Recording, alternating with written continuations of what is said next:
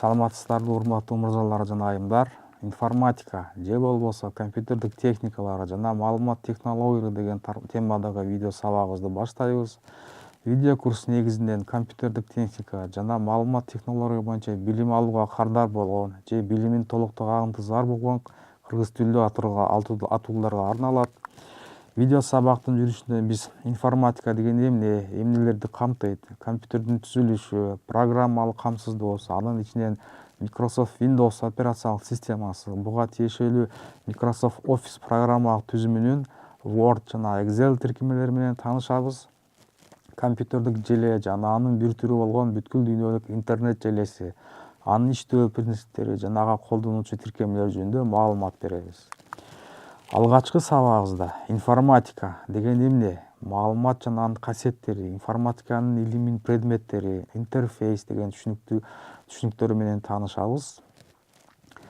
Компьютер менен байланышкан информатика деген термини Францияда 20-кылымдын 60-жылдары пайда болгон. Бул терминди электрондук эсептөөчү машиналардын жардамы менен маалыматтарды автоматтык түрдө иштетүүнү аташ үчүн киргизишкен. Термин француз тилинин информатик сөзүнөн келип чыккан жана ал информацион, маалымат же информация жана автоматташтыруу сөздөрүнүн биригүүсүнөн пайда болгон. Маалыматтарды автоматтык түрдө иштетүү деген маанини билдирет. Батыш мамлекетте бул билим булагы үчүн компьютер илими же computer science термини колдонулат. Азыркы учурда информатика илими бул илимдин бир багыты. Анда компьютердин пайдаланып табияттагы, техникадагы жана коомдогу маалыматтарды илимий методдун негизинде формалдаштыруу, моделдөө, көрсөтүү, жыйноо, иштетүү, жиберүү жана башкаларды изилдейт. Информатика бул философия, психология, математика, лингвистика, кибернетика, электроника, радиоэлектроника жана башка ушул сыяктуу бир нече илимдердин байланыштарынан негизинде пайда болгон илимдин бутагы болуп эсептелет. Биз материалдык дүйнөдө жашайбыз жана физика курсуна белгиленгендей энергия жок болбойт жана ал жөн гана бир формадан экинчи формага өтүп турат. Энергиянын алмашуусу өзгөрүлүштөрдү пайда кылат. Бул өзгөрүлүштөрдүн өлчөө жана каттоо маалыматтарды алып келет. Маалыматтар бул катталган өзгөрүлүштөр. Бардык эле өзгөрүштөр информация боло бербейт. Эгер кандайдыр бир чет тилдеги радио берүүнү угуп жатсак, белгилүү бир маалымат алып жаткандай болобуз, бирок чет тилди билбей, аны түшүнө алмасак, информация алдык деп айта албайбыз. Ошондуктан информация бул маалыматтардын жана аларга тиешелүү ыкмалардын өз ара катышынан пайда болгон жыйынтыкты айтсак болот. Информациянын же маалыматтын төмөнкү касиеттери эң маанилүү деп эсептелет. Информация объективдүү жана субъективдүү болуш керек. Маалыматтын иштетүүдө ыкмалардын канчалык субъективдүү элементи колдонулса, информация ошончолук объектив болот. Информация толук болуш керек. Маалыматтын толуктугу анын сапаттуулугун айгинелейт. Информация ишенимдүү болуш керек. Маалымат берип жаткан булак так бурбаланмаган маалымат берүүсү абзел. Информация дал келиш керек. Маалымат биз кызыгып изилдеп анализ жасап жаткан жагдайларга тиешелүү болуш керек. Информация жеткиликтүү болуш керек. Эгер маалымат аз болсо, кандайдыр бир таянак кылууга мүмкүн болбой калат. Ошол себептен башка булактарды издөөгө туура келет. Информация актуалдуу болуш керек. Мисалы, кечеги валюта курсу же учак расписаниясы бүгүн баалуулугу жок деген маанини айтылат. Маалыматтарды алып жүрүүчү катарына байыртардан колдонуп келген таш бетин айтсак болот. Ага мисалы катары Жалал Абад областындагы Казарман айылынын түштүгүндө жайгашкан ЮНЕСКОнун тизмегине кирилген саймалуу таш петроглифтерин айтсак болот. Биздин ата-бабаларыбыз күнүмдүк турмушун таш бетине чегип, сүрөт аркылуу чагылдырган.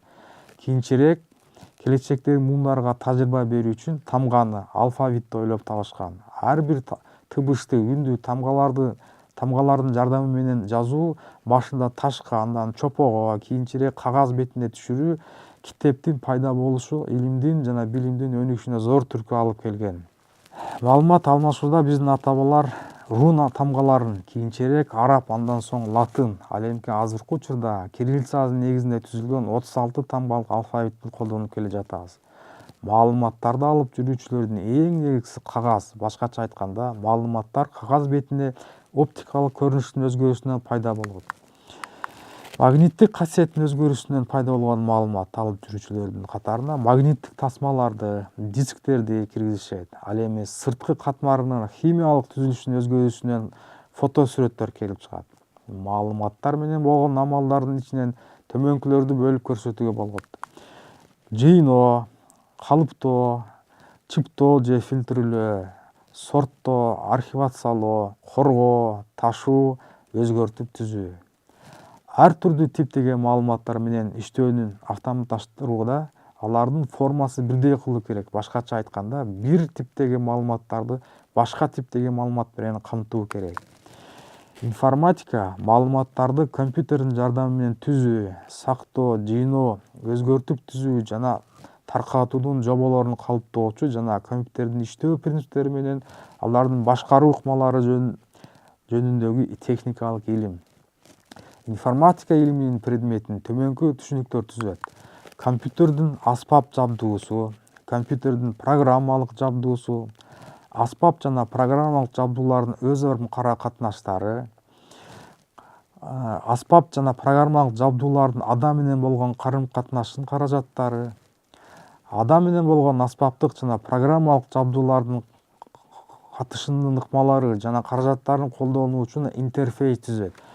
Мисалы, адамдар автоунаа башкарууда ролду, педалды, кээ бир техникалык маалыматтарды байкоо үчүн прибордук панелди жана башка ушундай каражаттарды колдонот. Мына ушул каражаттардын топтому автоунаанын интерфейси деп атасак болот. Интерфейс бул компьютердин аспаптык жабдууларын программалык каражаттар аркылуу башкаруу деген маанини түшүнсөк болот.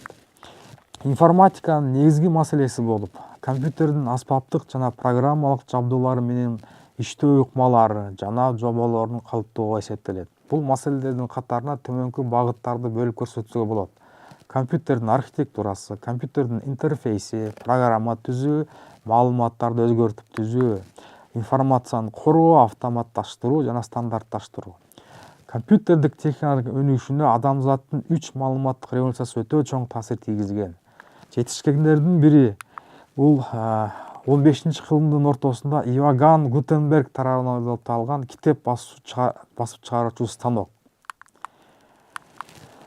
Анын жардамы менен маалыматтардын ыңгайлуу жана ишенимдүү түрдө жыйноо жана таратуу мүмкүнчүлүгү пайда болду.